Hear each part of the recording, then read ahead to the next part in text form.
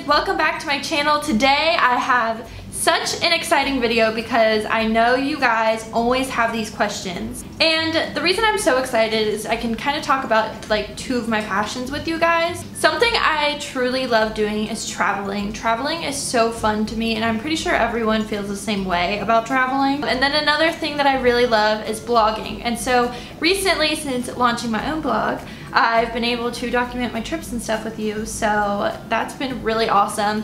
And I want to inspire you guys to kind of do the same because traveling, like documenting your travels is so fun. If you guys are interested in launching your own blog, and I've talked about it before, and one of the easiest ways I think to go about it is by using Squarespace. This video is actually brought to you guys by Squarespace, so thank you Squarespace for collaborating with me. And whether you guys need a new domain, a website, a blog, store, whatever, and it's super easy to use. There's a bunch of different templates that you can use for your blog to make it look pretty, because that's just the kind of generation we live in now. A great all-in-one platform. There's 24/7 customer service. Basically, there's no reason not to go the Squarespace route. They'll even help you with the whole domain situation, so if you want to buy a domain, you can use Squarespace for that. So if you guys want to start your free trial with Squarespace, I'm going to be putting everything in the description box below, and you can use the offer that is on my screen right now for 10% off your first purchase with Squarespace. Easy as that.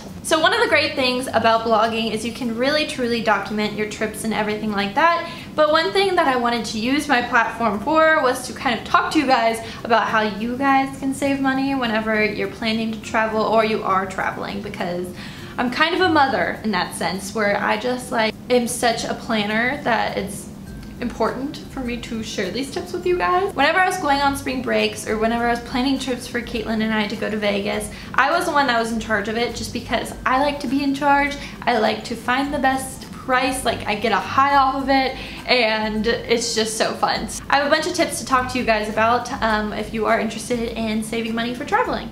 The first tip I have for you guys is to figure out if you're gonna go the Airbnb route or if you're going to go the hotel route, because both have their benefits and their negatives. Sometimes Airbnbs are more expensive, sometimes they're cheaper, and hotels are more expensive. It just honestly depends on the city.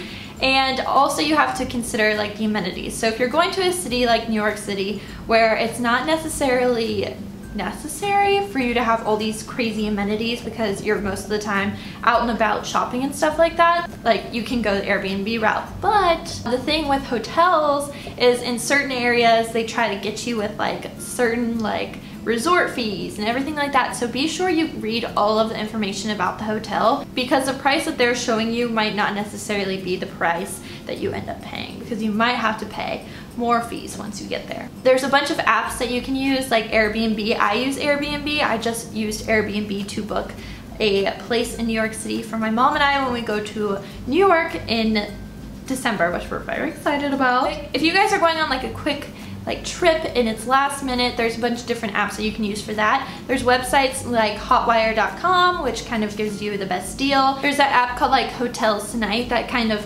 lets you get a super cheap hotel that has like capacity for you guys to get like an awesome deal.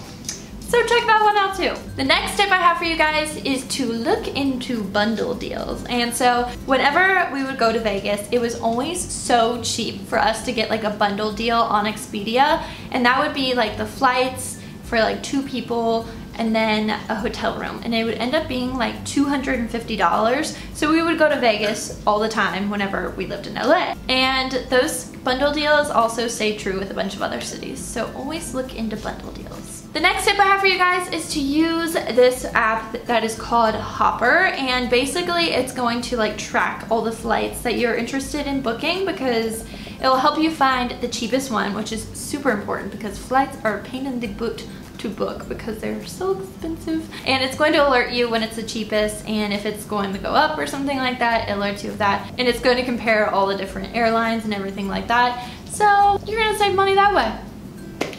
Easy peasy lemon squeezy. The next tip I have for you guys is to travel earlier in the week. Obviously weekends are way more expensive to travel on because that's when everyone else can travel. To avoid that, because that's when hotel prices and stuff go up too. Flying maybe Thursday to Monday.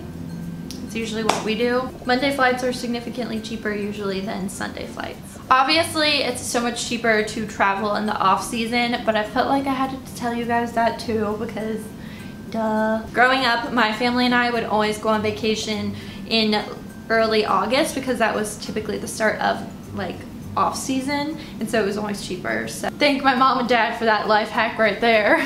Another tip I can give you guys is that multi-city flights are often like a little bit cheaper or about the same price. So one time when I was flying from LA to Nashville, I wanted to be able to stop in Cincinnati, and I was like, it probably would be way too expensive. And it was only $20 more for me to add that extra flight in there. So I flew in from LA to Cincinnati, I was there for a night, and then I flew out the next day to Nashville so I could kind of see everything. So if you are going to a bunch of different destinations, multi-city flights are often about the same price. The next one is useful for when you're actually at the place, and the transit app. So the transit app is really handy because it's letting you use all these different like modems of transportation. So whether that be Uber or the subway system or something like that, it's going to help you kind of locate that and how to get to the place you need to go the cheapest way. And if that's not really your forte,